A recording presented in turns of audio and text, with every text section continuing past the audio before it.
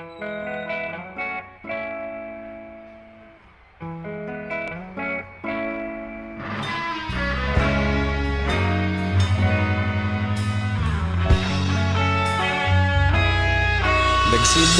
ang lahat sa eskwela, nagsama-samang 12 sa kalokohan at sa tuksuhan, hindi maawat sa isa't isa.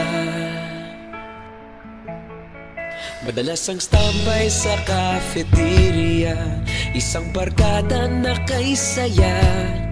Laging may hawak-hawak na gitara, konting udyok lamang kakanta na.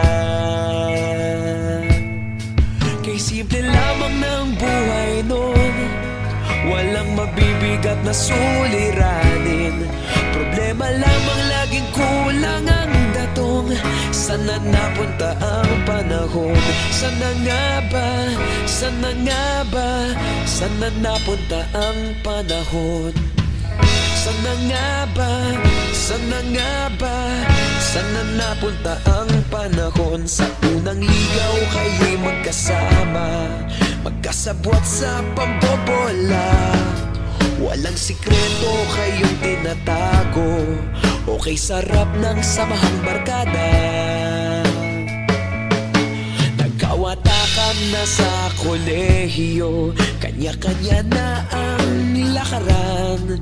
Kahit minsan na lang kung magkita, pagkakaibigay hindi nawala. At kung saan na napadpad ang ilan, sa dating eskwela meron din naiwan. Meron pa ng mga ilang nawala na lang, nakakamiss ang dating samahan. Sana nga ba? Sana nga ba? Sana nga bang barkada ngayon? Sana nga ba?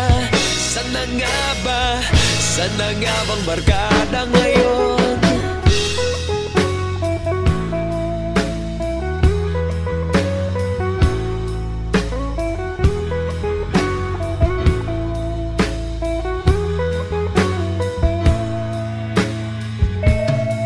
Ilang taon din ang nakalipas, wala pa sa aming tatay na nagsusumikap upang yumaman at guminhawang kinabukasan.